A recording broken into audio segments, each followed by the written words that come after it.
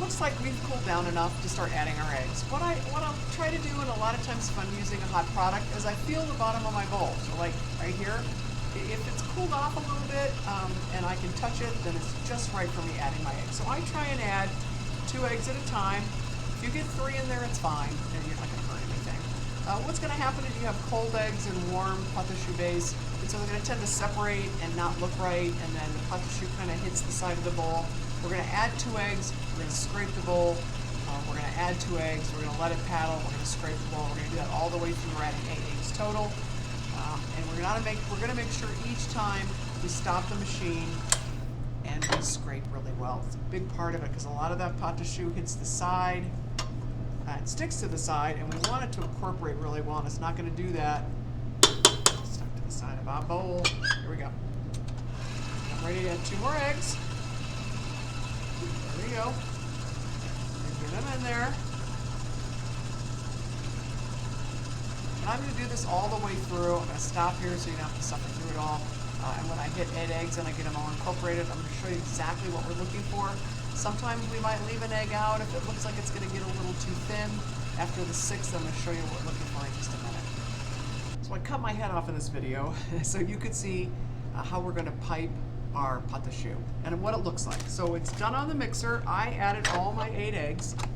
I'll show you what I got here. I'm going to scrape it really well. I'm going to get it. You can see it's got a nice texture to it. It's going to stand up and not be flat choux. We want to make sure it's got stability to it. If we haven't cooked it long enough, sometimes your eggs, once you add them and if you get them all in, it can kind of lose its structure and form, and we don't want that. These are the vessel that's going to make beautiful eclairs, croquettes, profiteroles, gougerets, all sorts of beautiful baked products. Oh gosh, okay, I'm going to get it all off there. There we go, good enough. All right. So here I go. So I'm going to scrape it. This is what it looks like. I'm going to come in and scrape it really well.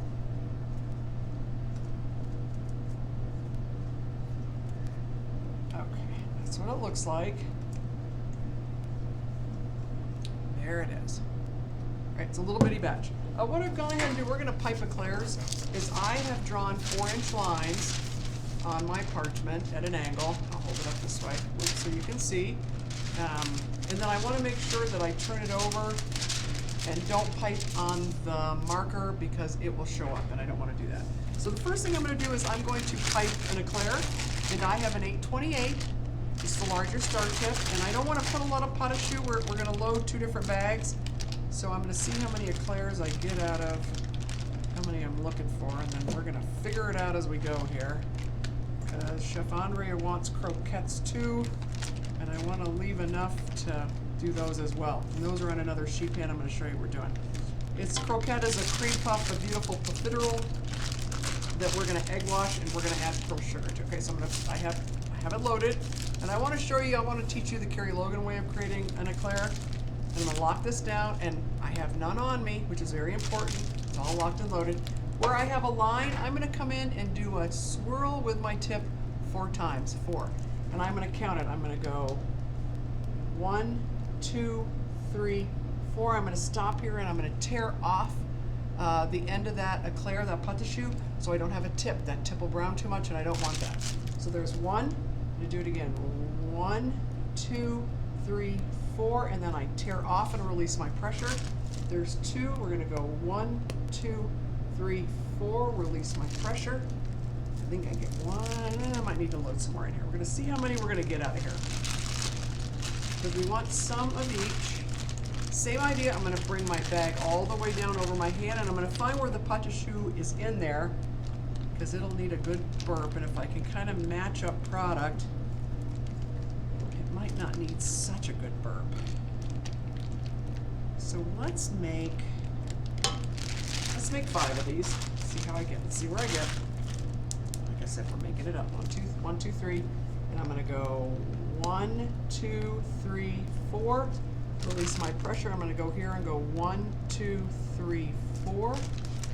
There's 5. Let's go 1, 2, 3, 4. So I'm 6.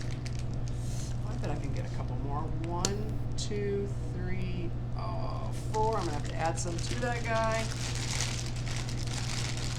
Pate de choux can be frozen in this form. It can set, right? There's no chemical leavener in it, so you don't have to worry about it. It is pretty amazing stuff. I think that's good. Okay, let's see how many we're gonna get. And this is gonna have a heck of a burp attached to it. So I'm gonna try and add a little bit right. Ooh, there he is, there's my burp. Again, I bet I can get one more. So I'm gonna get 8 all day. 1, 2, 3, I'm gonna come down here, squeeze my bag, and I know I can get one more turn out of it. 4, voila, I like that. All right, next we're gonna do little croquettes. Get these guys out of the way. And I've taken a deli cup and I've used the bottom, not the top, and I've made some marks for myself. I'm gonna turn it over. I'm gonna use the rest of my pate de choux, so I got 8 eclairs. Then the next I'm gonna use a round tip, and this is number 808, which is a good round, see? Because we're gonna pipe cream puffs. And I don't want these to be Hershey Kisses, I want them to be beautiful puffs. You're gonna see, I need to wrap this guy down a little bit farther. Bear with me, here we go. Drop them in there, none on you, everything in the bag. Everything goes in the bag. There we are. And use it all, we don't want to waste any of it. Come here, Vista. All right, here we go. All right, so here I am. I'm gonna pipe some rounds. I don't know how many I'm gonna get. We're gonna count right now. I'm a headless chef right now in this video. I can see that looking at myself.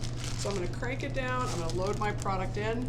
I'm gonna show you what I wanna do. And I'm gonna bring my tip up as I pile the pate de choux in the middle.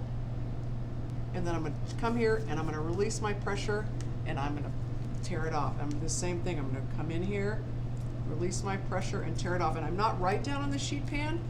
I'm here, I'm allowing it to build itself up. I stop when I get the size I want and I just really tear it off. Again, here we are. Oh, that's pretty perfect. Let's see how many we get. Make sure I get, this is the last of my product right here. I want to use it all. Here I am, so I'm 3, 6, 9. 9's not too bad. I'm pretty excited with that.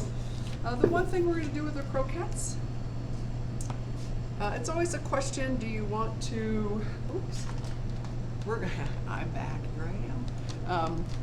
We're going to egg wash them and we're going to add pearl sugar. Get down here, I wanted to show you what they look like. But I like to egg wash them because they're going to be finished with the pearl sugar and it gives them a real pretty look. All right, so I come in and with this, certainly because I'm adding pearl sugar, the eclairs, we're going to ganache the tops, so I'm not really worried about egg washing those. Egg washing is finishing and making them beautiful. If you have a little bit of a tip to your cream puff, it's a great chance to come in and round it up and spank it around a little bit and give it a little bit of love and round it up if you had a little trouble. And then I have this pearl sugar. Come in here, and pearl sugar, the beauty of it is, it's Belgian, it doesn't melt. So it gives it a beautiful crunch, a little bit of sweetness. Its appearance is gorgeous. It's just a plus all the way around. So we're gonna bake these in the rotating oven. And we're going to show you what they look like when they come out and they're done. And one is gonna be done before the other because these are smaller. I'm gonna get down here because these are smaller. And the eclairs are much larger and have a lot of more pate de choux. And so they're going to come out at different times, but we're going to talk about it when we pull them. Good? Their croquettes are done, our cream puffs, and our eclairs are coming around and they're done as well. I wanted to show you the little cream puffs with our pearl sugar on top. They came out 10 minutes earlier. Like I said, they're smaller, so they're going to bake quicker. Brown on top, light and fluffy, and you can tell they're done all the way through. So I want to show you what we're looking for in our eclairs as well. It's very particular about how they're done. So we want to look and see. I like it so with the crevices, almost like with the challah, when those crevices brown, that means it's pretty much browned all the way through. A lot of times as they bake, they kind of exit moisture and you'll see some bubbles on the top. Certainly not done then. We want to let them go even longer. These guys look perfect. You can see, like what I'm saying is I kind of have, because of the way I piped them, you can see I'm brown in the crevices. and they're light and fluffy. They're brown all the way on the bottom. And so that means, in my opinion, these are done, and they're going to be beautiful eclairs next when we put them together.